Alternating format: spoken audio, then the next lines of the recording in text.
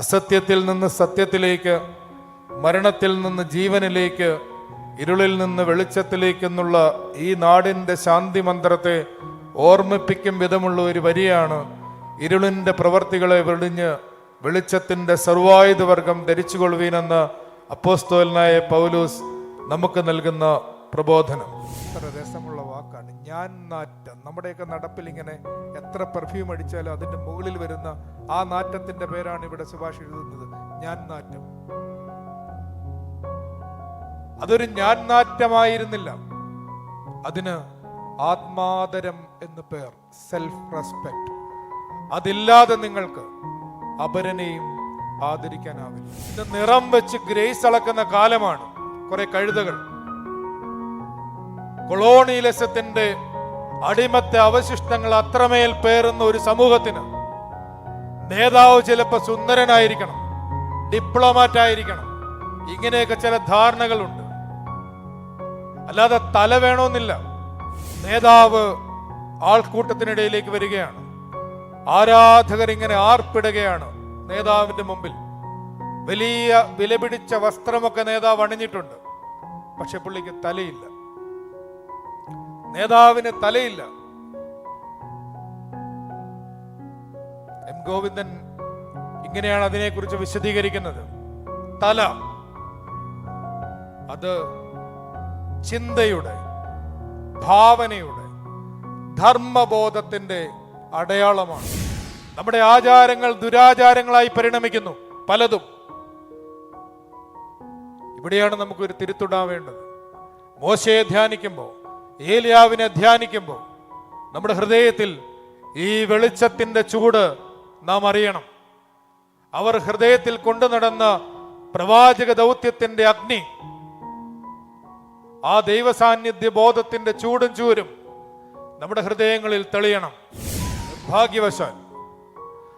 നിർഭാഗ്യവശാൽ അധികാരത്തിന്റെ അപ്പകഷ്ണങ്ങളോടാണ് നമുക്ക് മമത. അധികാരത്തിന്റെ ഇടനാഴികളിലെ ശീതള ഛായയിൽ വസിക്കാനാണ് കൂടുതലും നമുക്കിഷ്ടം.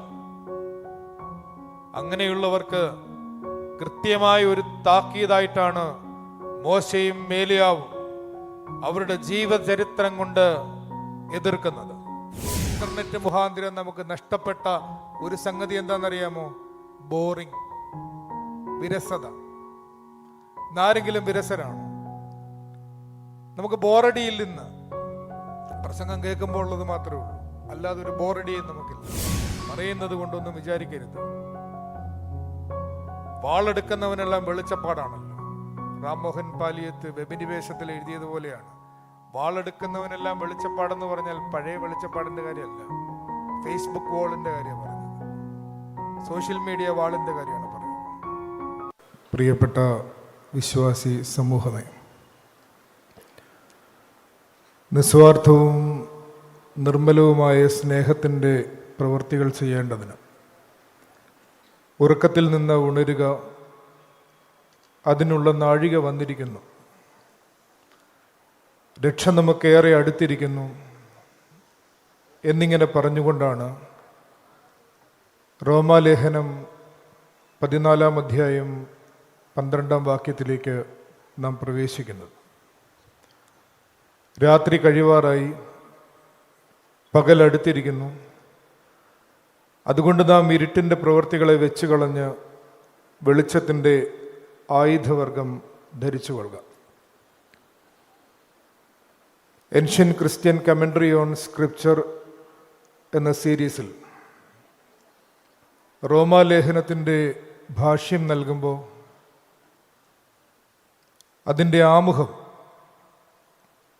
ഇത്തരമൊരാശയം പൗലോസ് അപ്പോസ്തലൻ മുന്നോട്ട് വയ്ക്കുന്നതിൻ്റെ ചരിത്രപരമായ ഒരു പശ്ചാത്തലം നൽകുന്നുണ്ട്. അതിലെ ഒരു കൗതുകം പറഞ്ഞുകൊണ്ടാവും നമ്മുടെ പ്രഭാഷണം ആരംഭിക്കാമെന്ന് വിചാരിക്കുന്നു. പ്രത്യേകിച്ചും ശ്ലൈഹിക പിന്തുടർച്ചയുടെ സമീപകാല അവകാശവാദ പ്രതിവാദങ്ങൾക്കിടയിൽ തോന്നിയ ഒരു കൗതുകമാണ്. റോമാസഭയിലെ പ്രധാന നേതാക്കൾക്കെല്ലാം വന്ദനം ചൊല്ലിക്കൊണ്ടാണ് പരിശുദ്ധനായ പൗലോസ് അപ്പോസ്തലൻ തൻ്റെ കത്ത് അവസാനിപ്പിക്കുന്നത്. എന്നാൽ ആ ലേഖനത്തിലുടനീളവും തൻ്റെ സമാപന സന്ദേശത്തിലും റോമാസഭയുടെ സ്ഥാപകനായ പത്രോസ് അപ്പോസ്തലനെ കുറിച്ച് പ്രത്യേക പരാമർശങ്ങളൊന്നും കാണുന്നില്ല. ഈ ഭാഷ്യത്തിൻ്റെ ആമുഖത്തിൽ ഇങ്ങനെ ഒരു വരി നൽകിയിട്ടുണ്ട്: Why did the Romans need basic Christian teaching from Paul when they had the senior apostle as their bishop?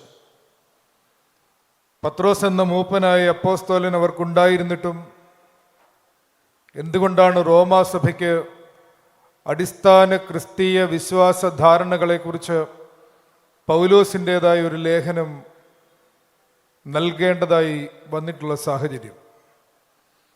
അതിൻ്റെ ചരിത്രപരമായ പശ്ചാത്തലം ഇങ്ങനെയാണ് പ്രതിപാദിക്കുക. AD 330 കോൺസ്റ്റാന്റിനോപ്പിൾ സഭാചരിത്രത്തിൽ വലിയ പ്രാമുഖ്യത്തിലേക്ക് വരുന്ന ഒരു കാലമാണ്. മിലാൻ എഡിക്റ്റിൻ്റെയൊക്കെ ചരിത്രം നമുക്കറിയാം. അതിനെ തുടർന്നാണ് മറ്റൊരു പ്രധാന പട്ടണമായ റോം അതിൻ്റെ സഭാപാരമ്പര്യത്തിലെ ആധികാരികതയും അതുപോലെ തന്നെ ശക്തിവിശേഷവും കുറഞ്ഞു പോകരുത് എന്നുള്ള കരുതലിൽ നിന്ന് തന്നെയാവും 3-ാം നൂറ്റാണ്ട് 4-ാം നൂറ്റാണ്ടിന് ശേഷം പീട്രൈൻ സുപ്രമസിയെക്കുറിച്ചുള്ള പത്രോസിൻ്റെ പരമാധികാരത്തെക്കുറിച്ചുള്ള എഴുത്തുകൾ സഭാപാരമ്പര്യങ്ങളിൽ കൂടുതലായി എഴുതപ്പെടുന്നത് എന്നതാണ് ഇതിലെ ഒരു കൗതുകമായി എനിക്ക് തോന്നിയത്. ശരിക്കും ശ്ലൈഹിക പൈതൃക അവകാശ തർക്കങ്ങൾ, അതിൻ്റെ പിന്നിൽ അന്നും ഇന്നുമുള്ള രാഷ്ട്രീയ സാഹചര്യങ്ങൾ, അത് തീർത്തും അപ്രസക്തമല്ലാത്ത ഒരു കാലത്ത് ഇതിലൊരു കൗതുകം തോന്നുന്നത് സ്വാഭാവികമാണല്ലോ. സത്യത്തിൽ പൈതൃക ദുരഭിമാനങ്ങളോടുള്ള കലഹമാണ് ഈ ലേഖനം മുഴുവനും പരിശുദ്ധനായ പത്രോസ് അപ്പോസ്തലൻ അഭിസംബോധന ചെയ്യുന്നത്. ജൂത ക്രിസ്ത്യാനികളും വിജാതീയ ക്രിസ്ത്യാനികളും തമ്മിൽ നിലനിന്ന വലിയൊരു പൈതൃക അവകാശ പ്രശ്നം. യഹൂദന്മാരിൽ നിന്ന് ക്രിസ്ത്യാനികളായവർ തങ്ങൾ കുറെ കൂടി വരേണ്യവർഗമാണെന്നും അബ്രഹാമിൻ്റെ സന്തതികളാണെന്നുമുള്ള അവകാശം ആ സഭയിൽ ഉയർത്തിപ്പിടിക്കുന്നുണ്ട്. എന്നാൽ യഹൂദരല്ലാത്തവർ ക്രിസ്ത്യാനികളായി തീർന്നപ്പോൾ ഈ അബ്രഹാമിൻ്റെ അവകാശം എന്നുള്ളത് യഹൂദന്മാർക്ക് മാത്രമാണ് ഉള്ളത് എന്ന തരത്തിലുള്ള വ്യാഖ്യാനം വന്നപ്പോൾ ആ സഭയിൽ ഒരു വിഭാഗീയത ഉണ്ടാവുന്നതായി ചരിത്രത്തിൽ നമുക്ക് കാണാം. അതിന് പരിഹാരമായി ഈ ലേഖനത്തിൻ്റെ ആദ്യ ഭാഗത്ത് പരിശുദ്ധനായ പൗലോസ് അപ്പോസ്തലൻ നിർദ്ദേശിക്കുന്ന മാർഗം വിശ്വാസ ജീവിതമാണ്. Faith is the key theological principle that unites both Jews and Gentiles, because it is by faith that we are justified or made right with God. വിശ്വാസത്താലാണ് നമ്മുടെ നീതീകരണം. Faith is a matter of heart, not of the blood. എന്ന അസന്നിഗ്ധമായി Abraham പിതാവിനെ ഉദ്ധരിച്ചുകൊണ്ട് പൗലോസ് അപ്പോസ്തലൻ ഈ ലേഖനത്തിൻ്റെ ആദ്യ ഭാഗത്ത് സമർത്ഥിക്കുന്നുണ്ട്. ലോകാവകാശിയാകുമെന്നുള്ള വാഗ്ദത്തം അബ്രഹാമിനോ അവൻ്റെ സന്തതിക്കോ ന്യായപ്രമാണത്താലല്ല, വിശ്വാസത്തിൻ്റെ നീതിയാലല്ലോ ലഭിച്ചത്. എന്നാൽ ന്യായപ്രമാണമുള്ളവർ അവകാശികളെങ്കിൽ വിശ്വാസം വ്യർത്ഥവും വാഗ്ദത്തം ദുർബലവും എന്ന് വരും. ഏകദേശം 100 വയസ്സുള്ളവനാകിയാൽ തൻ്റെ ശരീരം നിർജീവമായി പോയിട്ടും സാറായിയുടെ ഗർഭപാത്രത്തിൻ്റെ നിർജീവത്വം ഗ്രഹിച്ചിട്ടും തൻ്റെ വിശ്വാസത്തിൽ അബ്രാം ക്ഷീണിച്ചില്ല എന്ന് ആ കത്തിൽ അദ്ദേഹം എഴുതുന്നുണ്ട്. ആയതിനാൽ വിശ്വാസത്താലാണ് അവകാശികളാകുന്നത് എന്ന് അപ്പോസ്തലൻ ഉറപ്പിച്ചു പറയുന്നു. അതിനെ തുടർന്ന് യുഗാന്ത്യകാലത്തെക്കുറിച്ചും രക്ഷയുടെ സാമീപ്യത്തെയും ഓർമ്മിപ്പിച്ചുകൊണ്ട് വിശ്വാസ ജീവിതം നയിക്കുന്നവർ എത്രമാത്രം ആധ്യാത്മികമായ ജാഗ്രതയും ഉണർവും വെളിച്ചമുള്ള ബോധ്യങ്ങളും ഉത്തരവാദിത്തമുള്ള സ്വഭാവവും പുലർത്തേണ്ടതുണ്ട് എന്നുള്ളതാണ് ആ ലേഖനത്തിൻ്റെ അവസാന ഭാഗത്ത് വരുമ്പോഴേക്കും നാം വായിച്ച് മനസ്സിലാക്കുന്നത്. ഇവിടെയാണ് നാം ധ്യാന വിഷയമായി തിരഞ്ഞെടുത്തിരിക്കുന്ന വേദഭാഗം ഉൾക്കൊള്ളുന്നത്. അവിടെയാണ് യുഗാന്ത്യ ശാസ്ത്രത്തിൻ്റെ വെളിച്ചത്തിലാണ് രാത്രി കഴിവാറായി പകലടുത്തിരിക്കുന്നു എന്നുള്ള വരികളുടെ അർത്ഥം നാം മനസ്സിലാക്കേണ്ടത്. ഇവിടെ പരാമർശിക്കുന്ന രാത്രി, ഉറക്കം എന്നീ പദങ്ങളൊക്കെ സഭാപിതാക്കന്മാരുടെ കമന്ററികളിൽ ഈ വാക്യത്തിന് നൽകിയിരിക്കുന്ന വ്യാഖ്യാനങ്ങളിലെല്ലാം ആവർത്തിച്ച് അതിന് കൊടുത്തിരിക്കുന്ന ഒരർത്ഥം ഇഗ്നോറൻസ് എന്നാണ്. അജ്ഞത, അജ്ഞാനാന്ധകാരം എന്നുള്ള വാക്കാണ്. മഹാനായ ഒറിഗന്റെ വാക്കുകളിൽ reason of knowledge dries away our ignorance എന്ന് തന്നെ പറയുന്നുണ്ട്. അതുപോലെ തന്നെ പെലാഗിയസ് എന്ന സഭാപിതാവിൻ്റെ എഴുത്ത് it is about the rise from the sleep of idleness and ignorance എന്നും കൃത്യമായി പറയുന്നുണ്ട്. അസത്യത്തിൽ നിന്ന് സത്യത്തിലേക്ക്, മരണത്തിൽ നിന്ന് ജീവനിലേക്ക്, ഇരുളിൽ നിന്ന് വെളിച്ചത്തിലേക്കെന്നുള്ള ഈ നാടിൻ്റെ ശാന്തി മന്ത്രത്തെ ഓർമ്മിപ്പിക്കും വിധമുള്ള ഒരു വരിയാണ് ഇരുളിൻ്റെ പ്രവർത്തികളെ വെടിഞ്ഞ് വെളിച്ചത്തിൻ്റെ സർവായുധവർഗം ധരിച്ചുകൊള്ളുവീനെന്ന് അപ്പോസ്തലനായ പൗലോസ് നമുക്ക് നൽകുന്ന പ്രബോധനം. വെളിച്ചത്തിലേക്കുള്ള ഈ പരിരംഭണം എങ്ങനെയാണ് സാധ്യമാവുക? കൊലോസ്യ ലേഖനത്തിൽ അപ്പോസ്തലൻ ഇത് കുറെ കൂടി വിശദീകരിക്കുന്നുണ്ട്. 3-ാം അധ്യായം 10 മുതൽ 12 വരെയുള്ള വാക്യങ്ങളിൽ നിങ്ങൾ പൂർണ്ണ പ്രസാദത്തിനായി കർത്താവിന് യോഗ്യമാകും വിധം നടന്ന് ആത്മീയമായ സകല ജ്ഞാനത്തിലും വിവേകത്തിലും അവൻ്റെ ഇഷ്ടത്തിൻ്റെ പരിജ്ഞാനം കൊണ്ട് നിറഞ്ഞു വരണമെന്നും സകല സൽപ്രവൃത്തിയിലും ഫലം കായ്ച്ച് ദൈവത്തെക്കുറിച്ചുള്ള പരിജ്ഞാനത്തിൽ വളരണമെന്നും സകല സഹിഷ്ണുതയ്ക്കും ദീർഘക്ഷമയ്ക്കുമായി അവൻ്റെ മഹത്വത്തിൻ്റെ വല്ലഭത്വത്തിനൊത്തവണ്ണം പൂർണ്ണ ശക്തിയോടെ ബലപ്പെടണമെന്നും വിശുദ്ധന്മാർക്ക് വെളിച്ചത്തിലുള്ള അവകാശത്തിനാൽ നമ്മെ പ്രാപ്തരാക്കുകയും നമ്മെ ഇരുട്ടിൻ്റെ അധികാരത്തിൽ നിന്ന് വിടുവിച്ച് തൻ്റെ സ്നേഹസ്വരൂപനായ പുത്രൻ്റെ രാജ്യത്തിൽ ആക്കി വെക്കുകയും ചെയ്ത പിതാവിന് സന്തോഷത്തോടെ സ്തോത്രം ചെയ്യുന്നവരാകണം എന്നും അപേക്ഷിക്കുന്നുവെന്നാണ് കൊലോസ്യയിലെ സഭയോട് അദ്ദേഹം പറയുന്നത്. ദൈവിക പരിജ്ഞാനത്തിൽ വളരുന്നതിനും തൽഫലമായി വിശുദ്ധന്മാർക്ക് വെളിച്ചത്തിലുള്ള അവകാശത്തിന് പ്രാപ്തരാകുവാനുമുള്ള ആഹ്വാനമാണ് ഓരോ വിശ്വാസിക്കും നൽകുന്നത്. സ്നേഹസ്വരൂപനായ ദൈവപുത്രന്റെ രാജ്യത്തിലെ വെളിച്ചം അവൻ്റെ ശിഷ്യന്മാർ കാണുന്നത് മറുരൂപമലയിലെ രൂപാന്തരത്തിലാണ്. അവിടെ അവനോടൊപ്പം അവർ കാണുന്ന വെളിച്ചത്തിൻ്റെ 2 പോരാളികളുണ്ട്, മോശയും ഏലിയാവും.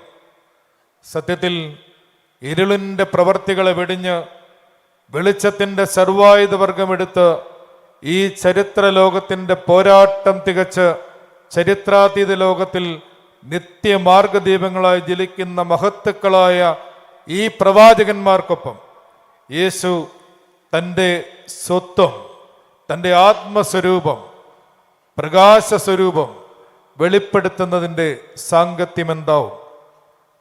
ഈ ഒരു വിഷയത്തെക്കുറിച്ച് അനേകം സഭാപിതാക്കന്മാർ വാചാലരായിട്ടുണ്ട്.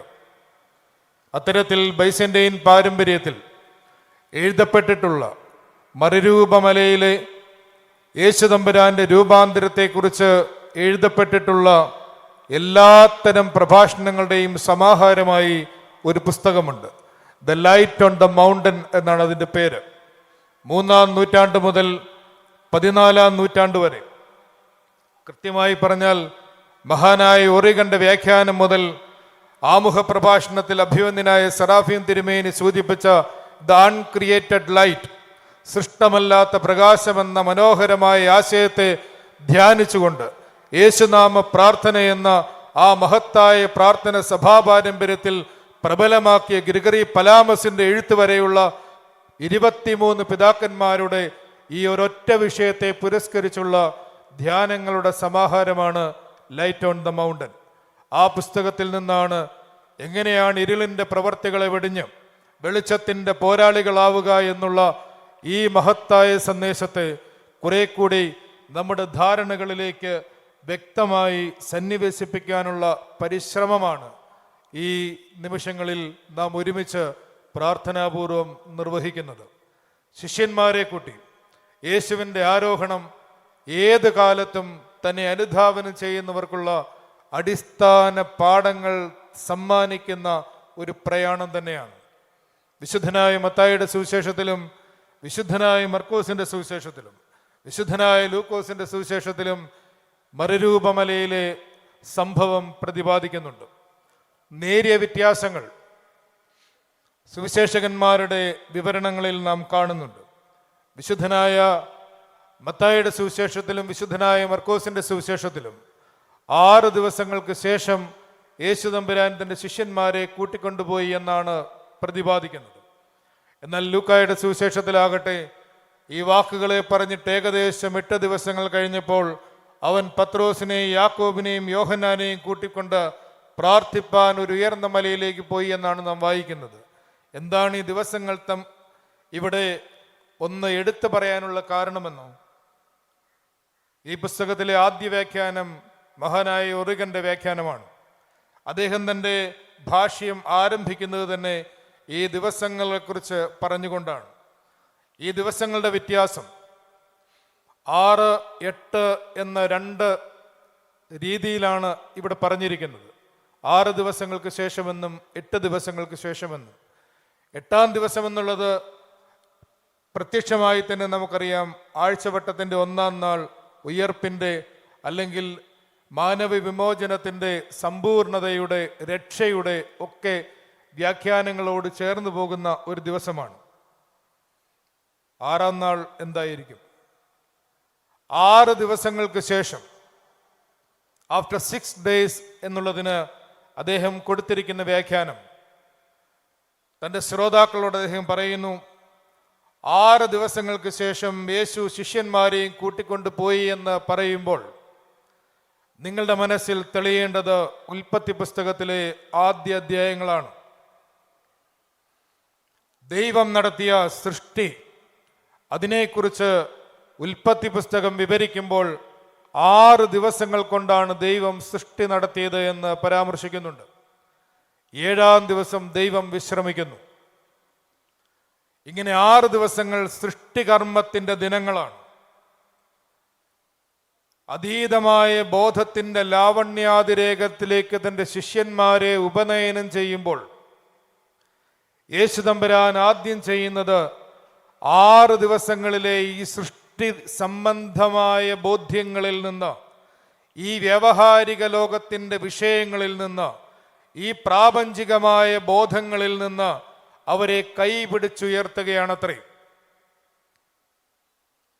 നമ്മുടെ സാമാന്യ ലോകത്തിൻ്റെ വിഷയങ്ങൾക്കപ്പുറത്തേക്ക് കുറെ കൂടി ഗൗരവമുള്ള ശിഷ്യത്വത്തിൻ്റെ ദർശനങ്ങളിലേക്ക് അവരെ നയിക്കുമ്പോൾ യേശു ആദ്യം ചെയ്യുന്നത് 6 ദിവസങ്ങൾക്ക് ശേഷം ഇവരെ കൊണ്ടുപോകുന്നു എന്ന് പറയുന്നതിന് ഒറിഗൻ നൽകുന്ന ആലങ്കാരികമായ വ്യാഖ്യാനം.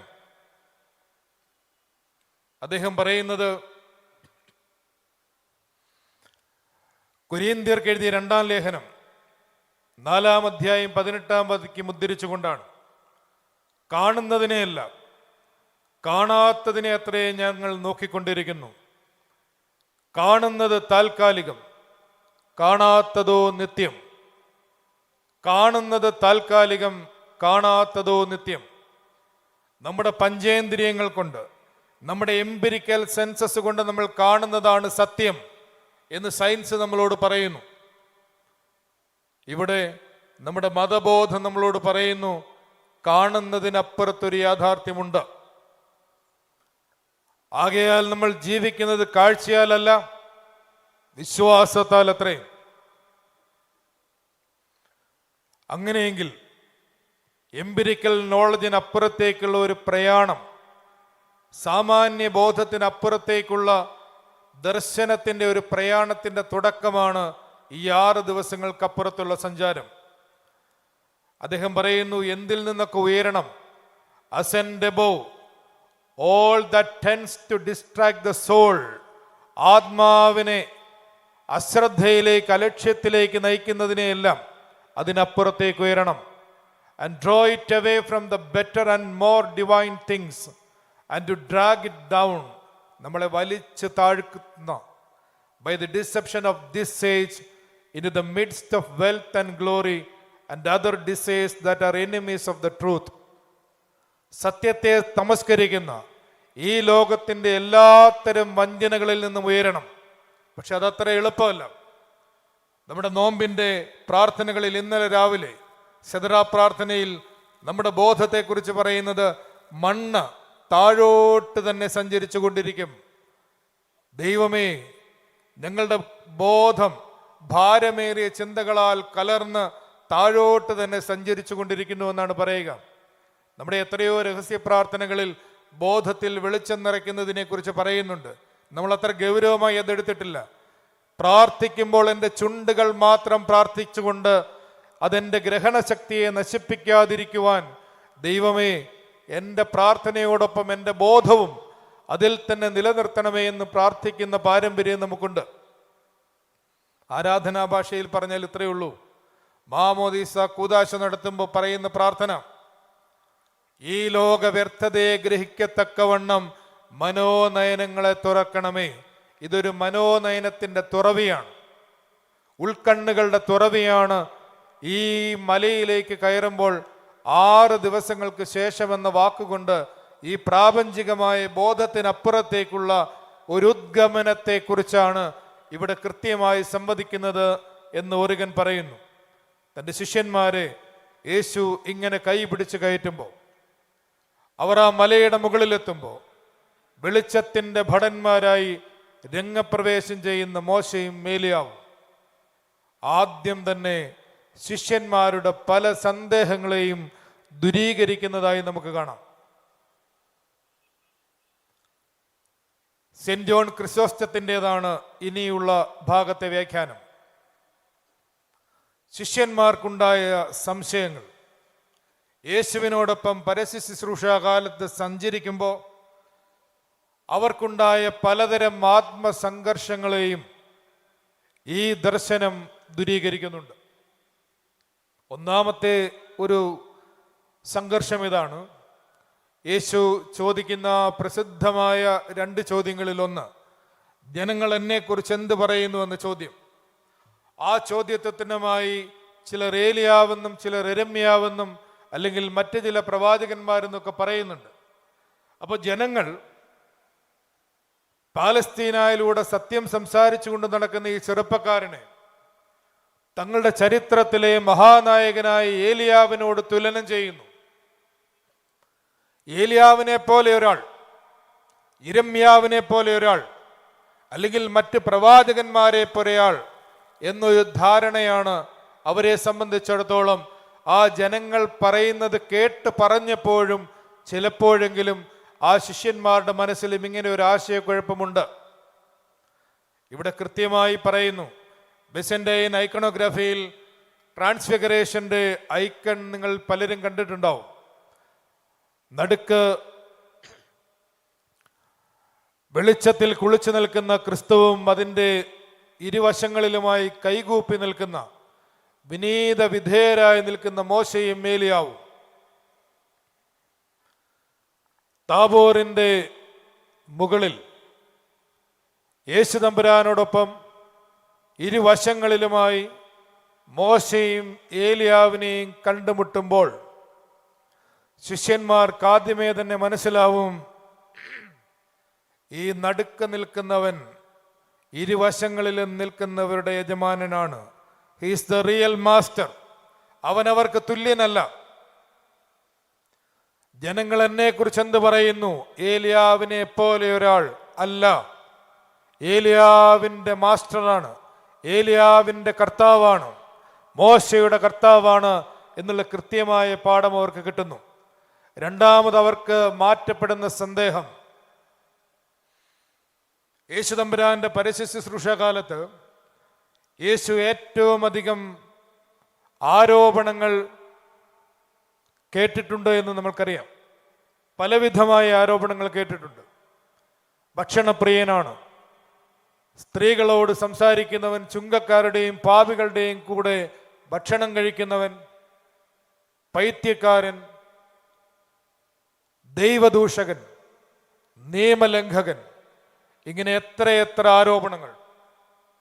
ഇതിൽ ഗൗരവമുള്ള 2 ആരോപണങ്ങൾ ഇവിടെ കൃത്യമായി ഖണ്ഡിക്കപ്പെടുകയാണ്. യേശു ദൈവദൂഷകനും നിയമലംഘകനുമാണത്രേ.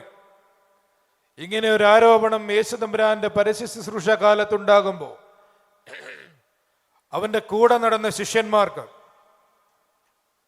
അതിൽ ഒരു ചെറിയ മനഃശാഞ്ചല്യം ഉണ്ടായിട്ടുണ്ടാവും. അവരുടെ സന്ദേഹം ഇവിടെ ദൂരീകരിക്കപ്പെടുന്നു. എങ്ങനെ? യഹൂദന്മാർ അവനെ കല്ലെറിയാൻ ഒരുങ്ങുമ്പോൾ നിങ്ങൾ എന്തിനെന്നെ കല്ലെറിയുന്നു എന്ന് ചോദിക്കുന്നു.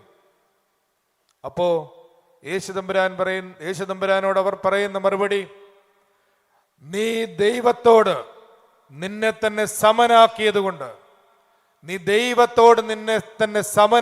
കൊണ്ട് ഞങ്ങൾ നിന്നെ കല്ലെറിയുന്നു എന്നാണ്. മറ്റൊരു സന്ദർഭത്തിൽ പീലാത്തോസിന്റെ അരമനയിൽ യേശുതമ്പുരാൻ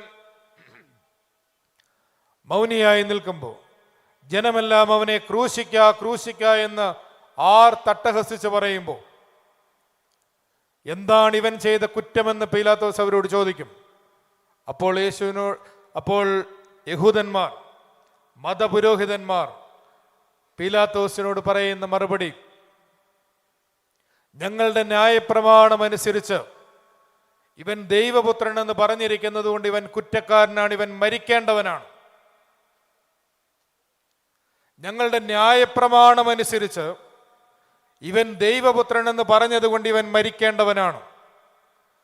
ഈ 2 സന്ദർഭങ്ങളും ഇവിടെ എടുത്തു പറയാൻ കാരണം, യേശു തമ്പുരാൻ ദൈവത്തോട് തന്നെ സമനാക്കി എന്ന് പറഞ്ഞതും യേശു ന്യായപ്രമാണം ലംഘിച്ചു എന്ന് പറഞ്ഞതും അത് എത്രയോ സന്ദർഭങ്ങളിൽ ശാബത്തിൽ അവൻ സൗഖ്യമാക്കുമ്പോൾ, ശാബത്തിൽ കതിര് പിടിച്ച് തിരുമ്മുമ്പോൾ ഒക്കെ അവനെ നിയമലംഘകനെന്ന് പരീശന്മാർ വിളിക്കുന്നുണ്ട്.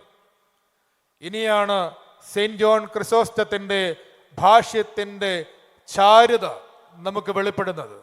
അദ്ദേഹം ശിഷ്യന്മാർ മലയുടെ മുകളിൽ കയറി ചെല്ലുമ്പോൾ മോശെ ഒരു വശത്തും ഏലിയാവ് മറുവശത്തുമായി വെളിച്ചത്തിന്റെ പോരാളികൾ സത്യവെളിച്ചത്തോടൊപ്പം നിൽക്കുമ്പോൾ അവർക്ക് മനസ്സിലായി, ഒരു വശത്ത് നിൽക്കുന്നത് മോശ, നിയമദാതാവായ മോശ, ദ ലോ ഗിവർ. യേശു നിയമലംഘകനാണെങ്കിൽ, ന്യായപ്രമാണ ലംഘകനാണെങ്കിൽ എങ്ങനെ നിയമദാതാവായ മോശ യേശുവിന്റെ മുമ്പിൽ കൈകൂപ്പി നിൽക്കും? ഇനി മറുവശത്ത് ഏലിയാ പ്രവാചകൻ, ഞാൻ സേവിച്ചു നിൽക്കുന്ന ദൈവമായ യഹോവയാണ്, ഇനി ഞാൻ പറഞ്ഞിട്ടല്ലാതെ ഈ ആണ്ടുകളിൽ ഈ ഭൂമിയിൽ മഞ്ഞും മഴയും ഉണ്ടാവുകയില്ല എന്ന് പറഞ്ഞ യാഹ്വേ ഈസ് മൈ ഗോഡ് എന്ന് പേരിനർത്ഥമുള്ള എലൈജ,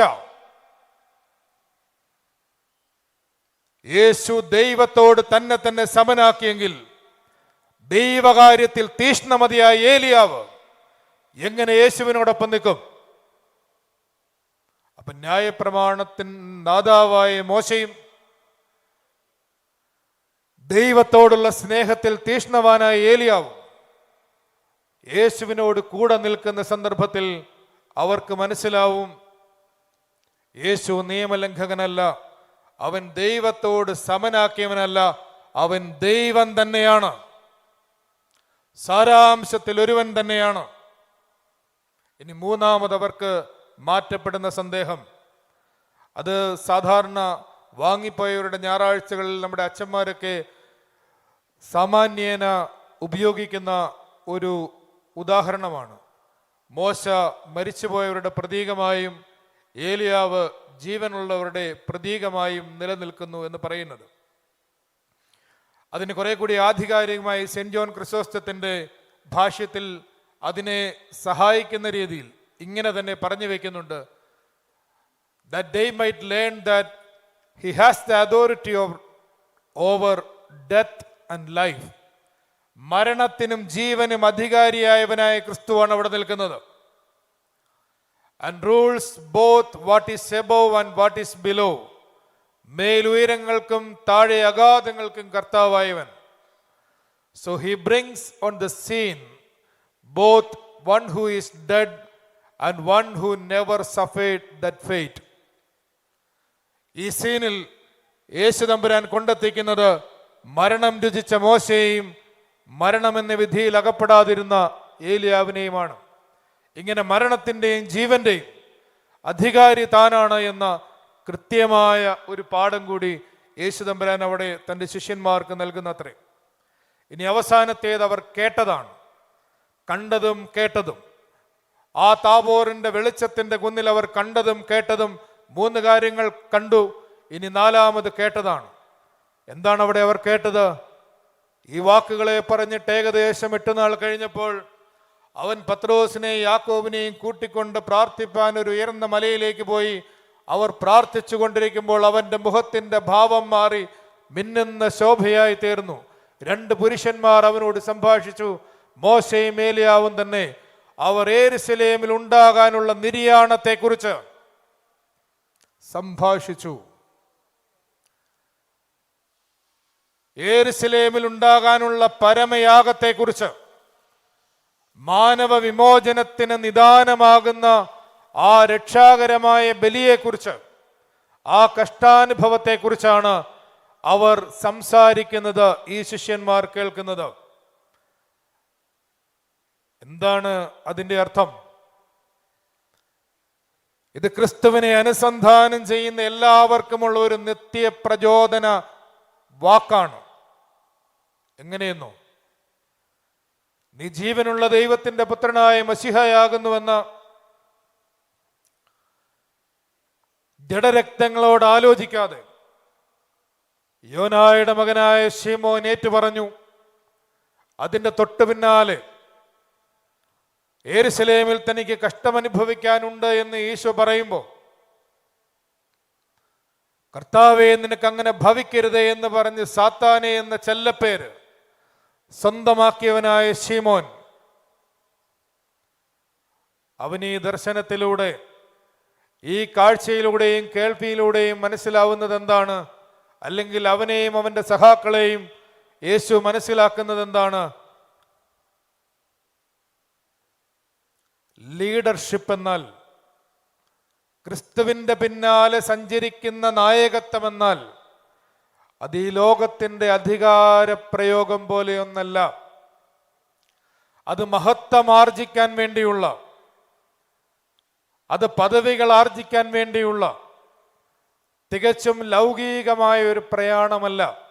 പിന്നെയോ, ഒരുവൻ എന്നെ അനുഗമിക്കാൻ ഇച്ഛിക്കുന്നെങ്കിൽ അവൻ തന്നെ ത്യജിച്ച് തൻ്റെ കുരിശുമെടുത്ത് എൻ്റെ പിന്നാലെ വരട്ടെ എന്ന ആ കൃത്യമായ ഉപദേശം തന്നെയാണ്. അതിലേക്കുള്ള ഒരു ക്ഷണമായിട്ടാണ് അവൻ്റെ പിന്നാലെ വരിക എന്നാൽ സ്നേഹിതന്മാർക്ക് വേണ്ടി തൻ്റെ ജീവനെ കൊടുക്കുക, തൻ്റെ ജീവനെ നഷ്ടപ്പെടുത്തുന്നവനത് നേടും എന്നിങ്ങനെയൊക്കെ നമ്മൾ തിരുവെഴുത്തിൽ ആവർത്തിച്ചു വായിക്കുന്ന ആ എല്ലാ വാക്യങ്ങളുടെയും ഒരു ആകത്തുകയായി യെരൂശലേമിലെ നിര്യാണത്തെക്കുറിച്ചുള്ള സംഭാഷണം താൻ മഹത്വത്തിലായിരിക്കുമ്പോൾ, തൻ്റെ സനാതനമായ മഹത്വത്തിലായിരിക്കുമ്പോഴും അവൻ അതിനെക്കുറിച്ച് സംവദിക്കുന്നത് ഇത്തരമൊരു നിത്യപ്രചോദനം ഇനി ഏത് കാലത്തും വരും തലമുറയ്ക്കുൾപ്പെടെ തന്നെ അനുഗമിക്കുന്ന എല്ലാവർക്കുമായി യേശു നൽകിയ ഒന്നായിട്ട് സ്വർണ്ണനാവുകാരനായ ഈവാനിയോസ് പറഞ്ഞു വെക്കുന്നു. ഇങ്ങനെ പ്രാപഞ്ചികതയിൽ നിന്നുയർത്തിയ ബോധത്തെ എല്ലാത്തരം ആത്മസംഘർഷങ്ങളിൽ നിന്നും സന്ദേഹങ്ങളിൽ നിന്നും മുക്തമാക്കി വെളിച്ചത്തിൻ്റെ പോരാളികളുടെ സ്വാഭാവിക മഹിമയിലേക്ക് ആനയിക്കുകയാണ്.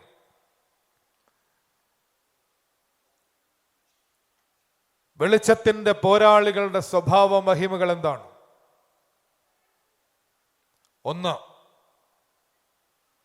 ഈ ഭാഷ്യത്തിൽ നിന്ന് തന്നെയാണ്, പല പിതാക്കന്മാരിൽ നിന്ന് എടുത്തിട്ടുള്ളത് കൊണ്ട് ആരെയും പ്രത്യേകമായി ഇനി ഞാൻ ഉദ്ധരിക്കുന്നില്ല. അധർമ്മത്തോട്, സ്വേച്ഛാധിപത്യത്തോട് പോരാടി വിഗ്രഹാരാധനയിൽ നിന്ന് ജനത്തെ മോചിപ്പിക്കുന്നവരാണ് വെളിച്ചത്തിൻ്റെ പോരാളികൾ. അധാർമികതയോട് പോരാടാൻ ശേഷിയുള്ളവർ, സ്വേച്ഛാധിപത്യത്തോട് നിർഭയം എതിരിടാൻ ശേഷിയുള്ളവർ, വിഗ്രഹാരാധനയിൽ നിന്ന് മുക്തരാകാൻ പ്രേരിപ്പിക്കുന്നവർ. നിർഭാഗ്യവശാൽ അധികാരത്തിന്റെ അപ്പക്കഷ്ണങ്ങളോടാണ് നമുക്ക് മമത. അധികാരത്തിന്റെ ഇടനാഴികളിലെ ശീതള ഛായയിൽ വസിക്കാനാണ് കൂടുതലും നമുക്കിഷ്ടം. അങ്ങനെയുള്ളവർക്ക് കൃത്യമായ ഒരു താക്കീതായിട്ടാണ് മോശയും ഏലിയാവും അവരുടെ ജീവചരിത്രം കൊണ്ട് എതിർക്കുന്നത്.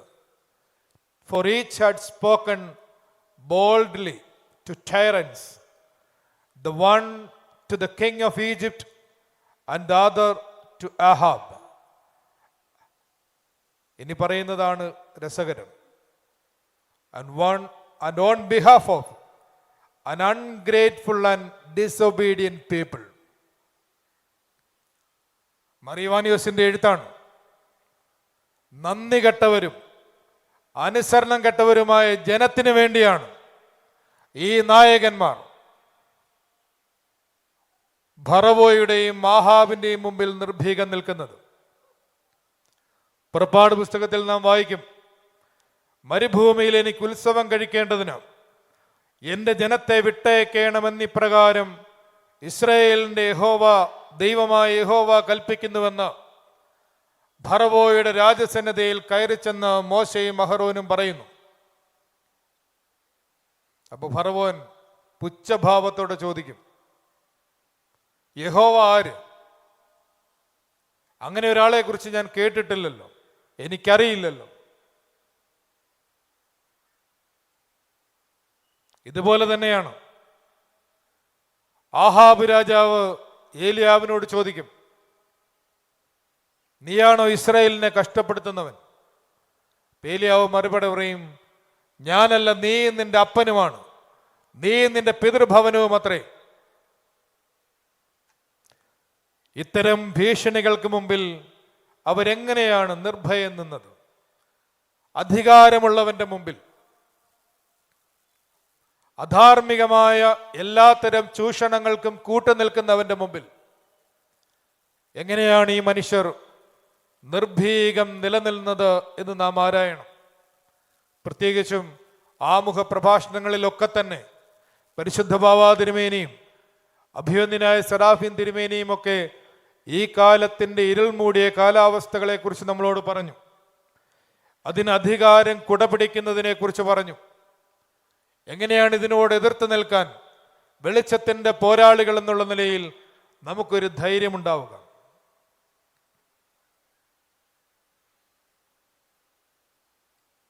വേദപുസ്തകത്തിലെ മനോഹരമായൊരു ദൃഷ്ടാന്തം ന്യായാധിപന്മാരുടെ പുസ്തകത്തിൽ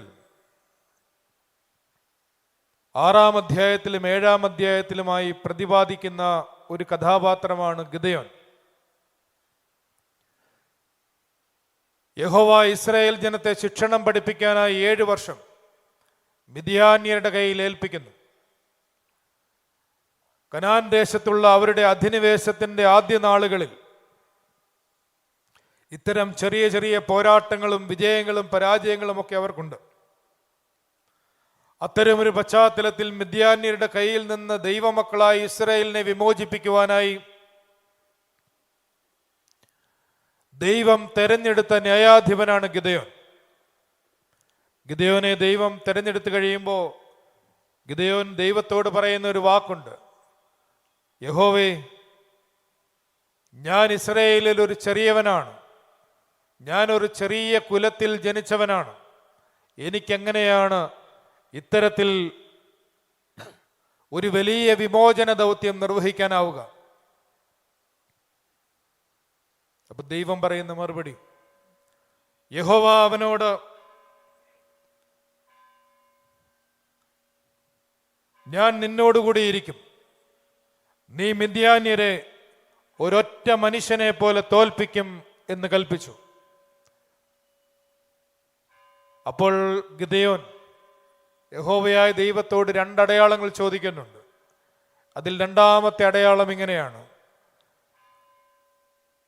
ഗിദെയോൻ ദൈവത്തോട്, നീ അരുളി ചെയ്തതുപോലെ ഇസ്രായേലിനെ എൻ്റെ കൈയാൽ രക്ഷിക്കുമെങ്കിൽ ഇതാ ഞാൻ രോമമുള്ള ഒരു ആട്ടിൻതോൽ കളത്തിൽ നിവർത്തിയിടുന്നു, മഞ്ഞ തോലിന്മേൽ മാത്രം ഇരിക്കുകയും നിലമൊക്കെയും ഉണങ്ങിയിരിക്കുകയും ചെയ്താൽ നീ അരുളി ചെയ്തതുപോലെ ഇസ്രായേലിനെ എൻ്റെ കൈയാൽ രക്ഷിക്കുമെന്ന് ഞാൻ അറിയുമെന്ന് പറഞ്ഞു. അങ്ങനെ തന്നെ സംഭവിച്ചു. അവൻ പിറ്റേന്ന് അധികാലത്ത് എഴുന്നേറ്റ് തോൽ പിഴിഞ്ഞ് മഞ്ഞുവെള്ളം ഒരു കിണ്ടി നിറച്ചെടുത്തു. ഗിദെയോൻ പിന്നെയും ദൈവത്തോട് ഒരടയാളം കൂടി ചോദിക്കും. നേരെ തലതിരിച്ചു. തോൽ മാത്രം ഉണങ്ങിയും നിലമൊക്കെയും മഞ്ഞുകൊണ്ട് നനഞ്ഞുമിരിപ്പാൻ അരുളണമേ എന്ന് പറഞ്ഞു. അന്ന് രാത്രി ദൈവം അങ്ങനെ തന്നെ ചെയ്തു. തോൽ മാത്രം ഉണങ്ങിയും നിലമൊക്കെയും മഞ്ഞുകൊണ്ട് നനഞ്ഞുമിരുന്നു. ഞാൻ എളിയവനാണ് എന്ന് പറഞ്ഞു തുടങ്ങിയ ഗിദെയോൻ, ദൈവം നിന്നോടുകൂടെ ഉണ്ട് എന്ന് ഉറപ്പ് നൽകിയിട്ടും ദൈവത്തോടൊരു അടയാളം ചോദിച്ച് ആ അടയാളവും ലഭിച്ചതിന് ശേഷം മിദ്യാന്യരോട് യുദ്ധം ചെയ്യാൻ ഇറങ്ങുമ്പോൾ ഒരു വലിയ സന്നാഹവുമായിട്ടാണ് പുറപ്പെടുന്നത്.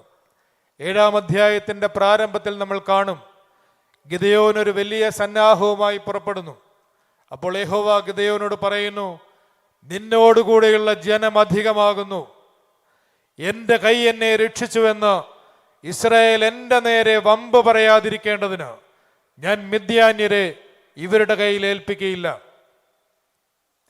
എൻ്റെ കൈ എന്നെ രക്ഷിച്ചുവെന്ന് ഇസ്രായേൽ വമ്പ് പറയാതിരിക്കേണ്ടതിന് ഇതെല്ലാ കാലത്തുമുള്ള നമ്മുടെ വങ്കത്തരങ്ങൾക്കൊരു താക്കീതാണ്.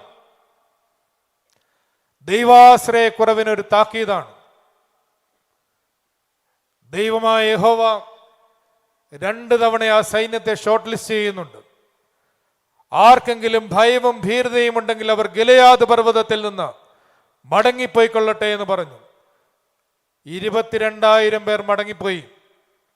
32,000 പേരുമായി ഇറങ്ങിയ ഗിദെയോന്റെ സൈന്യത്തിലെ 2 പേര് പോയി. 10,000 പേര് ശേഷിച്ചു. വീണ്ടും ദൈവമായ യഹോവ ഒന്നുകൂടി ഷോർട്ട് ലിസ്റ്റ് ചെയ്തു. നിങ്ങൾക്കറിയാം, ഞാനത് വായിക്കുന്നില്ല.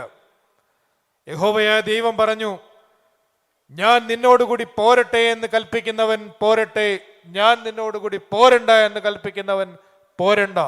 എന്തിന്റെ അടിസ്ഥാനത്തിൽ?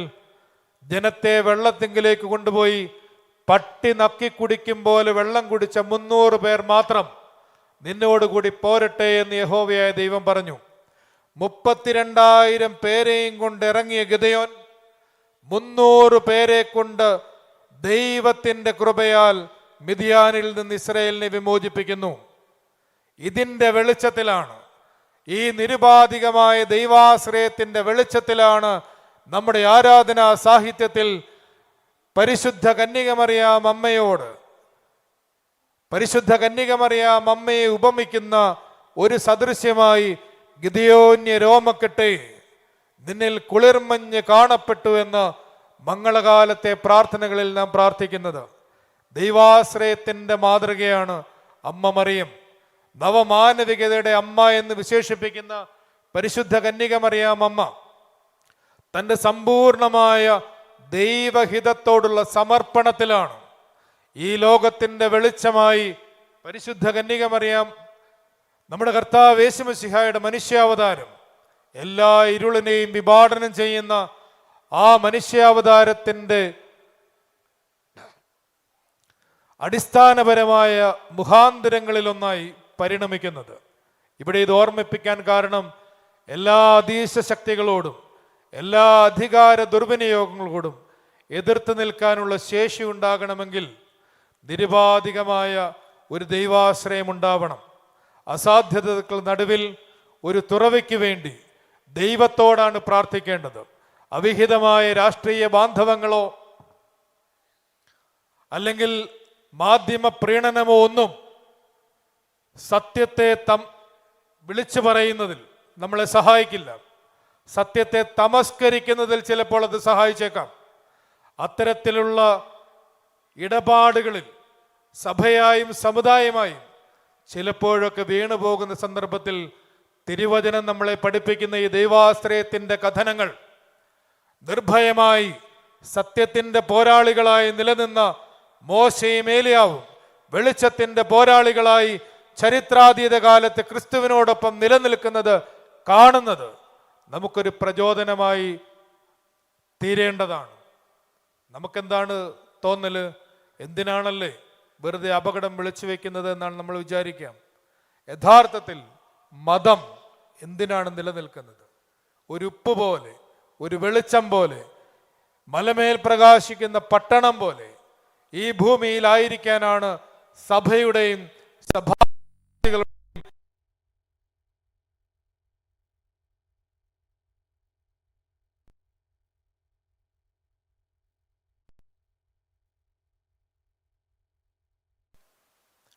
അദ്ദേഹത്തിന്റെ ഒരു പുസ്തകത്തിൽ പറയുന്നുണ്ട്, സഭ ചെന്ന് പെട്ടിരിക്കുന്ന ഒരു അപകടത്തെക്കുറിച്ച്.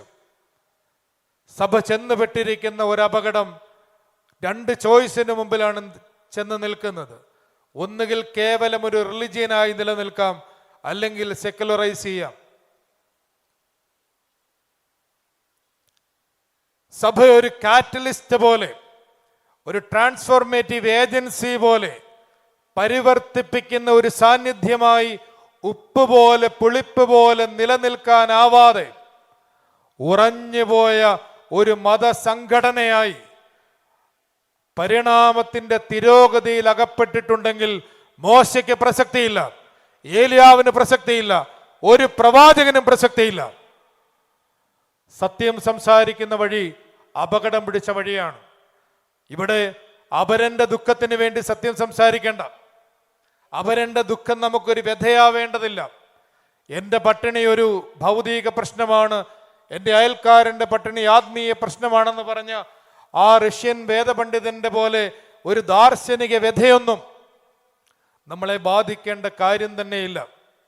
എം മുകുന്ദന്റെ ആ ഒറ്റവരി കഥയിൽ പറയുന്നത് പോലെ പശുവായി ജനിച്ചാൽ മതിയായിരുന്നു, ഒരു പശുവായി ജനിച്ചാൽ മതിയായിരുന്നു, വലിയ ദാർശനിക വ്യഥയൊന്നും വേണ്ടല്ലോ, അല്പം പുല്ലും വെള്ളവും കിട്ടിയാൽ മതി, കഥ കഴിഞ്ഞു.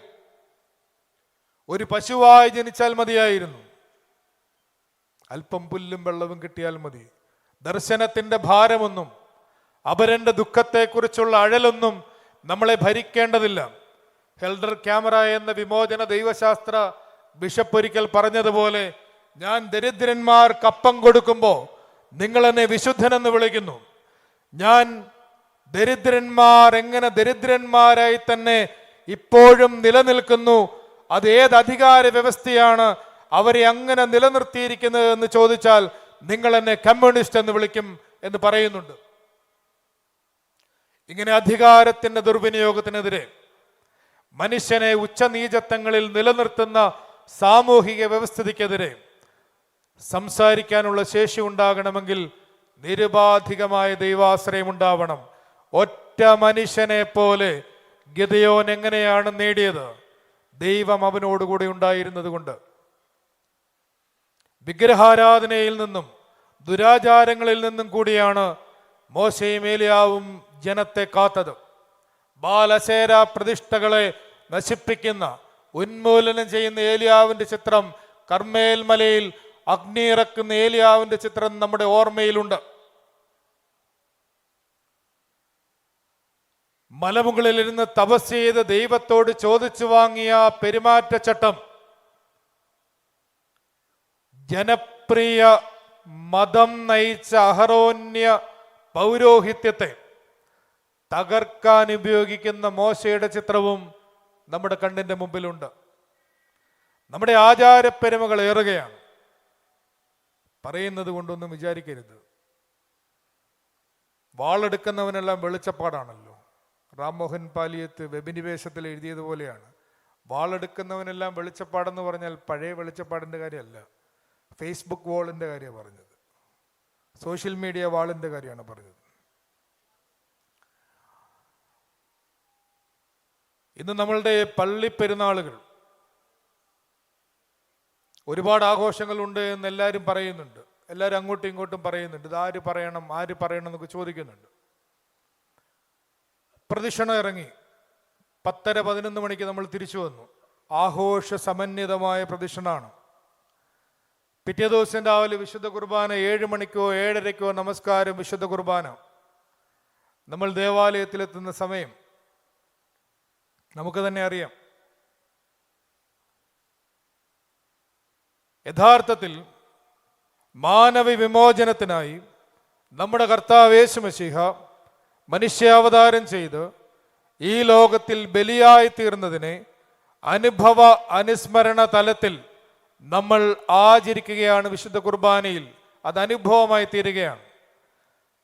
ആ ബലിയാകലിൻ്റെ സാദൃശ്യത്തിലേക്ക്, ക്രിസ്തു സാദൃശ്യത്തിലേക്ക് വളർന്ന് നിസ്വാർത്ഥമായി ഈ ചരിത്ര ലോകത്തിൽ ജീവിച്ച മനുഷ്യരെയാണ് വിശുദ്ധർ എന്ന് വിളിച്ച് നാം ആദരിക്കുന്നത്. ആ വിശുദ്ധരെ പ്രതിയാണ്, അവരുടെ നാമത്തിലാണ് നാം വഴിനീള കുരിശടികൾ സ്ഥാപിച്ചിരിക്കുന്നത്. ഈ കുരിശടികളിലേക്കാണ് നാം പ്രദക്ഷിണം നടത്തുന്നത്. ആ പ്രദക്ഷിണത്തിൽ എന്തുണ്ട് എന്തില്ല എന്നുള്ളത് ഇപ്പം നമ്മളുടെ വിഷയമല്ല, എന്തുമായിക്കോട്ടെ. പക്ഷേ ഈ പ്രദക്ഷിണമാണോ മുഖ്യം? നമ്മുടെ തല നേരെ തിരിഞ്ഞു പോയില്ലേ? വിശുദ്ധ ബലിയാകൽ, വിശുദ്ധ ബലിയാണ് പ്രാധാന്യം. നമ്മുടെ കർത്താവ് യേശു മശീഹ മാനവിമോചനത്തിനായി നടത്തിയ ബലിയുടെ സാദൃശ്യത്തിലേക്ക് വളർന്ന വിശുദ്ധ പിതാക്കന്മാരുടെ നാമത്തിലുള്ള കുരിശടികളിലേക്കുള്ള പ്രദക്ഷിണം, അതിനാണ് ഇന്ന് പ്രാധാന്യം. നമ്മുടെ ആചാരങ്ങൾ ദുരാചാരങ്ങളായി പരിണമിക്കുന്നു പലതും. ഇവിടെയാണ് നമുക്കൊരു തിരുത്തുണ്ടാവേണ്ടത്. മോശയെ ധ്യാനിക്കുമ്പോൾ, ഏലിയാവിനെ ധ്യാനിക്കുമ്പോൾ നമ്മുടെ ഹൃദയത്തിൽ ഈ വെളിച്ചത്തിൻ്റെ ചൂട് നാം അറിയണം. അവർ ഹൃദയത്തിൽ കൊണ്ടു നടന്ന പ്രവാചക ദൗത്യത്തിൻ്റെ അഗ്നി, ആ ദൈവസാന്നിധ്യ ബോധത്തിൻ്റെ ചൂടും ചൂരും നമ്മുടെ ഹൃദയങ്ങളിൽ തെളിയണം. രണ്ടാമത്തെ അവരുടെ പ്രത്യേകതയിലേക്ക് പ്രവേശിക്കട്ടെ. മാനുഷിക പരിമിതികൾ ഉണ്ടെങ്കിലും ദൈവം പ്രവർത്തിച്ച മനുഷ്യരാണ്. ബലഹീനതയിൽ ദൈവത്തിൻ്റെ ശക്തി വെളിപ്പെട്ട മനുഷ്യരാണ്. സെന്റ് ജോൺ ക്രിസോസ്റ്റത്തിന്റെ വാക്ക് ഇങ്ങനെയാണ്: lacked polish, the one who is slow and hesitant in speech, the other rustic in manner. പരുക്കനാണ്. ഒരാൾ വിക്കനാണ്, മറ്റേ ആൾ പരുക്കനാണ്. കാരണം അയാളുടെ ഡ്രസ് കോഡ് തന്നെ ഒട്ടകരോമം കൊണ്ടുള്ള ഒരു ഉടുപ്പ്, അരയിൽ തോൽവാറ്. യോഹന്നാൻ സ്നാപകനെ കാണാൻ പോയ ശിഷ്യന്മാരോട് യേശു ചോദിക്കുന്നത് പോലെ, നിങ്ങൾ ആരെ കാണാൻ പോയി? മാർദോ വസ്ത്രം ധരിച്ച മനുഷ്യനെയോ? അങ്ങനെയുള്ളവർ കൊട്ടാരങ്ങളിലല്ലേ? അതുപോലെ പരുക്കൻ വസ്ത്രം ധരിച്ച ഒരു മനുഷ്യൻ, ഇവരത്രയൊന്നും ഡിപ്ലോമാറ്റ് അല്ല, അത്രയൊന്നും പ്ലീസിങ് അല്ല, ആകണമെന്ന് പറഞ്ഞിട്ടുമില്ല. പരിശുദ്ധനായ പൗലോസ് അപ്പോസ്തലൻ ഇതേ ലേഖനത്തിൽ തന്നെ ഓർമ്മിപ്പിക്കുന്ന ഒരു വാക്കുണ്ട്: ക്രിസ്തുവിനെ സേവിക്കുന്നവൻ ദൈവത്തെ പ്രീതിപ്പെടുത്തുന്നവനും മനുഷ്യർക്ക് കൊള്ളാവുന്നവനുമാവണം. മനുഷ്യരെ പ്രീതിപ്പെടുത്തുന്നവനെന്നല്ല ആ വാക്ക് അവിടെ എഴുതിയിരിക്കുന്നത്. ഇന്ന് നിറം വെച്ച് ഗ്രേസ് അളക്കുന്ന കാലമാണ്. കുറെ കഴുതകൾ കൊളോണിയലിസത്തിന്റെ അടിമത്തെ അവശിഷ്ടങ്ങൾ അത്രമേൽ പേറുന്ന ഒരു സമൂഹത്തിന് നേതാവ് ചിലപ്പോൾ സുന്ദരനായിരിക്കണം, ഡിപ്ലോമാറ്റ് ആയിരിക്കണം, ഇങ്ങനെയൊക്കെ ചില ധാരണകളുണ്ട്. അല്ലാതെ തല വേണമെന്നില്ല. ആരുടെയെങ്കിലും കക്ഷത്തിൽ തല വെച്ച് കൊടുത്താലും ആർക്കും ഒരു പ്രയാസവുമില്ല. എം കെ സാനുമാഷ്, എം ഗോവിന്ദനെ കുറിച്ച്, നമ്മുടെ ഇപ്പോഴത്തെ ഗോവിന്ദ മാഷല്ല, ഗോവിന്ദ മാഷല്ല, എം ഗോവിന്ദനെ കുറിച്ച് മനോഹരമായ ഒരു ജീവചരിത്രം എഴുതിയിട്ടുണ്ട്. അദ്ദേഹം എഴുതിയിരിക്കുന്ന ആ പുസ്തകത്തിൽ അയനസ്കോയുടെ ഒരു നാടകം ഉദ്ധരിക്കുന്നുണ്ട്, ദ ലീഡർ. ആ നാടകത്തിൽ ഇങ്ങനെ ഒരു പരാമർശം: നേതാവ് ആൾക്കൂട്ടത്തിനിടയിലേക്ക് വരികയാണ്, ആരാധകർ ഇങ്ങനെ ആർപ്പിടുകയാണ് നേതാവിൻ്റെ മുമ്പിൽ. വലിയ വിലപിടിച്ച വസ്ത്രമൊക്കെ നേതാവ് അണിഞ്ഞിട്ടുണ്ട്, പക്ഷെ പുള്ളിക്ക് തലയില്ല. നേതാവിന് തലയില്ല. എം ഗോവിന്ദൻ ഇങ്ങനെയാണ് അതിനെക്കുറിച്ച് വിശദീകരിക്കുന്നത്: തല അത് ചിന്തയുടെ, ഭാവനയുടെ, ധർമ്മബോധത്തിൻ്റെ അടയാളമാണ്. ചിന്താശേഷിയുടെ, ഭാവനാശേഷിയുടെ, ധാർമ്മിക ബോധം പുലർത്തുന്നതിൻ്റെ അടയാളമാണ് ഒരാൾ ശിരസ്സുയർത്തിപ്പിടിച്ച് നിൽക്കുക എന്ന് പറഞ്ഞാൽ. ഇന്ന് അങ്ങനെയുള്ള തലവന്മാർ ആർക്കും വേണ്ട. സ്വതന്ത്രമായി ചിന്തിക്കാൻ, സ്വയംഭരണ അവകാശമുള്ള ഒരു തലവനെ ഇന്ന് ആവശ്യമില്ല. ഇന്ന് അങ്ങനെയല്ലാത്തവർക്കാണ് പ്രസക്തി എന്നാണ് ഈ കാലത്ത് ചിലർ പറഞ്ഞു പരത്തുന്നത്. നിയമകൽപ്പനകൾ കൊണ്ട് ജനപ്രിയ നേതൃത്വത്തെ തച്ചുടച്ച മോശ ഒറ്റയ്ക്ക് വഴിവെട്ടി തെളിച്ചു വന്നൊടുവിൽ വലിയ ഡിപ്രഷനിൽ വീണ ഏലിയ, ഇങ്ങനെ ബലഹീനരായ മനുഷ്യരെ കൊണ്ട് ദൈവം എങ്ങനെയാണ് അതിശയ കാര്യങ്ങൾ ചെയ്തത്? രണ്ടുപേർക്കും തപസ്സിന്റെ ഒരു വലിയ കാലമുണ്ട്, മറക്കരുത്. മൗന കുടീരങ്ങളിൽ 40 നാവും 40 പകലും പാർത്തവരാണവർ. നിനുവയെ പോലെ 40 നാൾ മിണ്ടാതെ ഇരുന്ന് ദൈവമാരെന്നറിഞ്ഞവരാണ്. ഇന്നങ്ങനെ വെറുതെ ഇരിക്കുന്നത് അത്ര സുഖമുള്ള ഏർപ്പാടല്ലല്ലോ. വളരെ ഫാസ്റ്റായി ആക്റ്റീവായി ജീവിക്കണമെന്ന് പഠിപ്പിക്കുന്ന ഒരു കാലമാണ്. The 100 things we lost to the internet എന്ന് പറയുന്ന മനോഹരമായൊരു പുസ്തകമുണ്ട്. അതിൽ ആ 100 തിങ്സിൽ ഒരു സംഗതി, കാരണം അത്രമേൽ റീൽസ് നമ്മളുടെ വിരൽ തുമ്പിലുണ്ട്. 7-അപ്പിന്റെ ഒരു പഴയ പരസ്യം ഉണ്ടായിരുന്നു. Normal is boring. അന്ന് തന്നെ ആൾക്കാർ തിരുത്തി പറഞ്ഞായിരുന്നു, ബോറിംഗ് ഈസ് നോർമൽ. ഈ വിരസതയില്ലാതെ വന്നപ്പോഴുള്ള കുഴപ്പം എന്താണെന്നറിയാമോ? മനുഷ്യന്റെ ഭാവനാശേഷി നഷ്ടപ്പെട്ടു. ക്രിയേറ്റിവിറ്റി വളരെ സയന്റിഫിക്കായി തന്നെ, ശാസ്ത്രീയമായി തന്നെ ആ പുസ്തകത്തിൽ അത് പ്രതിപാദിക്കുന്നുണ്ട്. മനുഷ്യന് വിരസത നഷ്ടപ്പെട്ടു. അവനൊന്നും ചിന്തിക്കുന്നില്ല. അവൻ യാഥാർത്ഥ്യത്തിലല്ല, വിർച്വൽ റിയാലിറ്റിയിൽ അവൻ ഇങ്ങനെ ജീവിച്ചു പോവുകയാണ്. മലയാളത്തിൻ്റെ മഹാപ്രതിഭ MD വാസുദേവൻ നായർ മരിച്ചപ്പോൾ പ്രിയപ്പെട്ട സ്നേഹിതൻ സുഭാഷ് ചന്ദ്രൻ മാതൃഭൂമി ആഴ്ചപ്പതിപ്പിൽ ആ ലക്കം എഴുതിയ എഡിറ്റോറിയൽ ഇങ്ങനെയാണ്: മൗന കുടീരങ്ങളിൽ പാർത്ത ഏലിയാവിനെയും മോശയെയും ഓർക്കാൻ തോന്നിപ്പിക്കുന്ന വിധത്തിലുള്ള വരികളാണത്. വാചാലരായി കാണപ്പെടുന്ന നമ്മൾ പറയുന്നത് മുഴുവൻ അവനവൻ്റെ ഭൂഷണങ്ങളും പരദൂഷണങ്ങളും മാത്രം.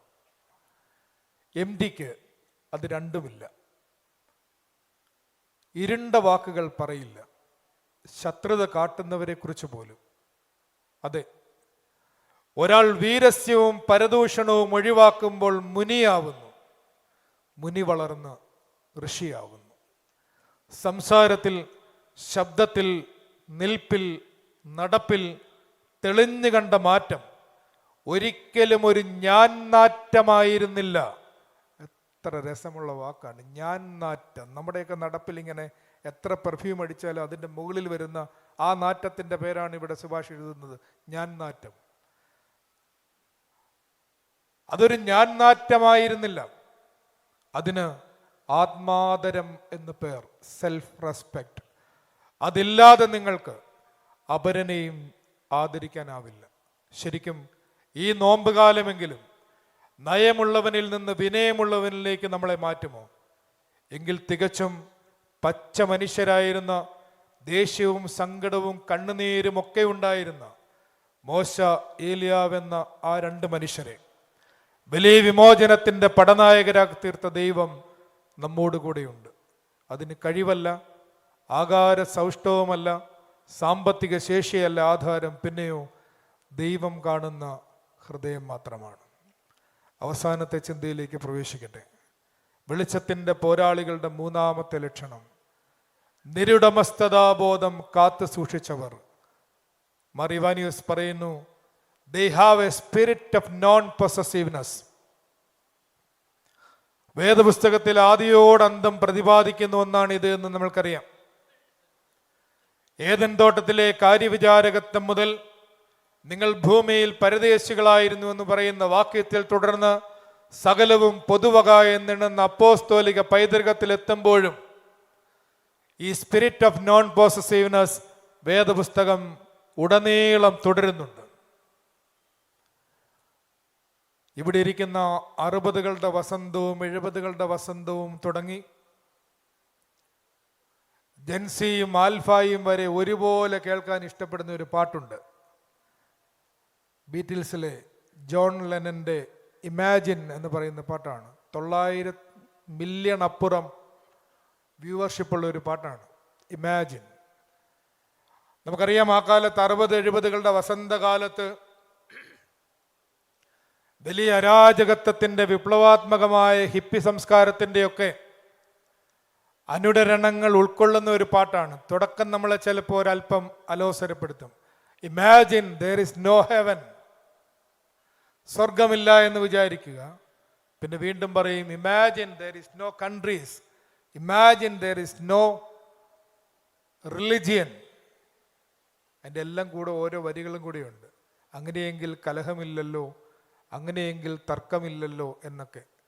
അതിൻ്റെ അവസാനത്തെ ഒരു 4 വരി ഇങ്ങനെയാണ്: imagine no possessions, I wonder if you can, no need for greed or hunger, A brotherhood of മാൻ. പരിശുദ്ധ ബാവാ തിരുമേനി പറഞ്ഞ സാഹോദര്യത്തിൻ്റെ വെളിച്ചം. ഇമാജിൻ നോ പൊസഷൻ, ഒരു സ്പിരിറ്റ് ഓഫ് നോൺ പൊസസീവ്നെസ് ഇല്ലാതെ എടുക്കുന്നതിനേക്കാൾ കൊടുക്കുന്നത് നല്ലത് എന്ന് നാം എങ്ങനെ തിരിച്ചറിയും? ഈ നിരുടമസ്ഥതാ ബോധമാണ് ഈ 2 മഹാരഥികളായ പൂർവികരെയും ഭരിച്ചിരുന്നത്. പീറ്റർ മാത്തിസന്റെ സ്നോ ലെപ്പേഡ് എന്ന് പറയുന്ന മനോഹരമായ ഒരു യാത്രാ വിവരണമുണ്ട്. അതിലെ ഒരു വരി ഇങ്ങനെയാണ്: ഒന്നിനോട് മുട്ടാതെ, ഒന്നിനെയും ആക്ഷേപിക്കാതെ, വന്നു ചേരുന്ന എല്ലാത്തിനെയും ശാന്തമായി സ്വീകരിച്ചുകൊണ്ട് ഭാരമില്ലാതെ യാത്ര ചെയ്യുന്ന സ്വതന്ത്ര ജീവിതത്തിൻ്റെ സാധ്യതയും ഉൾക്കാഴ്ചയും. പിറുപിറുപ്പിൻ്റെ നടുവിൽ മോശ, അസ്വസ്ഥ പ്രയാണങ്ങൾക്ക് നടുവിൽ ഏലിയ, ഒരാളെക്കാൾ സൗമ്യനായി ഭൂമിയിൽ ആരുമുണ്ടായിരുന്നില്ല എന്ന് തിരുവെഴുത്തൊടുവിൽ അയാളെക്കുറിച്ച് സാക്ഷിക്കുന്നു. ഇത്രമാത്രം ദുരനുഭവങ്ങൾ ഉണ്ടായിട്ടും എല്ലാത്തിനെയും സമ്യക് ദർശനത്തോടുകൂടി നോക്കിക്കാണാൻ ആവും വിധം ഒരാഴം, അനാസക്തിയുടെ ശാന്തതയിലേക്ക് ഉദ്ഗമനം ചെയ്ത ഈ മനുഷ്യർ, A spirit of non possessive എന്ന പാഠം നമ്മുടെ ഹൃദയത്തിൽ ഒരിക്കൽ കൂടി ഓർമ്മിപ്പിക്കുന്നു. സമയപരിമിതി കൊണ്ട് ഞാൻ ഉപസംഹാരത്തിലേക്ക് പ്രവേശിക്കാൻ. യേശുതമ്പുരാൻ ശിഷ്യന്മാരെ മരരൂപമലയിലേക്ക് പ്രവേശിപ്പിച്ച് ഈ വെളിച്ചത്തിൻ്റെ ഉത്സവത്തിലൂടെ 2 വെളിച്ചത്തിൻ്റെ പോരാളികളുടെ മാതൃകയിലൂടെ പഠിപ്പിക്കുന്ന പാഠങ്ങൾ നമുക്ക് പോരാട്ടമുള്ളത് ഈ ലോകത്തിൻ്റെ അധിപതികളോടല്ല, അന്ധകാരത്തിൻ്റെ ലോകാധിപതികളോടാണ്. അതുകൊണ്ട് തന്നെ ദൈവാശ്രയത്തിൽ ഉറച്ചു നിൽക്കണം, സത്യത്തിനും നീതിക്കുമായി പോരാടണം. നോമ്പുപവാസങ്ങളുടെ മൗനവാത്മീകങ്ങളിൽ കയറിപ്പാർത്ത് നിരന്തരം സ്വയം സജ്ജരാവണം. നിരുടമസ്ഥതാ ബോധത്തോടെ ഏൽപ്പിക്കപ്പെട്ടിരിക്കുന്നവയെ അതാത് സ്ഥാനങ്ങളിൽ കാര്യവിചാരകത്വം ചെയ്യുക. ഒരു സ്റ്റുവാർഡ് എന്ന നിലയ്ക്ക് ഏൽപ്പിക്കപ്പെട്ടിരിക്കുന്നവയെ കണ്ട് കാര്യവിചാരകത്വം ചെയ്യുക. എന്നാൽ നമ്മുടെ സഭാപിതാക്കന്മാരുടെ വേദപുസ്തക വ്യാഖ്യാനത്തിൻ്റെ മനോഹാരിതയുടെ പാരമ്യം ഇനി ഒരു വരിയിൽ കൂടി നാം കാണുന്നുണ്ട്. ഇവിടം കൊണ്ട് അവസാനിക്കാനല്ല ശിഷ്യന്മാരോട് പറയുന്നത്. ശരിയാണ്, മോശയെയും ഏലിയാവിനെയും നിങ്ങൾക്ക് മാതൃകയായി ഞാൻ നൽകി, അവരെങ്ങനെയാണ് പെരുമാറിയതെന്ന് നിങ്ങളെ പഠിപ്പിച്ചു. എന്നാൽ ആ അളവുകോലിൽ, ആ മാനദണ്ഡത്തിൽ നിലനിൽക്കുക എന്നല്ല നിങ്ങളുടെ വിളി. പഴയ നിയമത്തിൻ്റെ ഈ മാതൃകകൾ പുതിയ നിയമത്തിലേക്ക് പ്രവേശിക്കുമ്പോൾ കുറെ കൂടി ആഴമുള്ളതായി തീരുന്നതിനെക്കുറിച്ച് ഇവിടെ യേശു പറയുന്നുണ്ട്. സെന്റ് ജോൺ ക്രിസോസ്റ്റത്തിന്റെ വരികൾ തന്നെ ഞാൻ വായിക്കുകയാണ്. By the vision, he reminded them all these things. For he brought Moses and Elijah forth in glory, not that the disciples might come up to their measure and rest. ആ അളവിലെത്തി, ആ മാനദണ്ഡത്തിലെത്തി. അവിടെ വിശ്രമിക്കാനല്ല പറഞ്ഞത്. പിന്നെയോ, but that the disciples must surpass it. അതിനെ അതിലംഘിക്കണം. ഒരു ചെറിയ incident പറയട്ടെ. പിന്നീട് സുവിശേഷത്തിലുണ്ടായത്, യേശു തമ്പുരാൻ ശിഷ്യന്മാരുമായി പോകുന്ന സമയത്ത് ശമരിയ പട്ടണത്തിന്റെ സമീപം എത്തിയപ്പോൾ ശമര്യർ അവരെ സ്വീകരിക്കുന്നില്ല. അപ്പോൾ ഇടിമക്കളായ യാക്കോബും യോഹന്നാനും പറഞ്ഞു, ഏലിയാവ് ആകാശത്ത് നിന്ന് അഗ്നി ഇറക്കിയതുപോലെ അവരെ അങ്ങ് നശിപ്പിക്കരുതോ. അപ്പൊ യേശു ചോദിക്കുന്നുണ്ട്, നിങ്ങൾ ഏത് ആത്മാവിന് അധീനർ? നിങ്ങൾ ഏത് ആത്മാവിന് അധീനർ?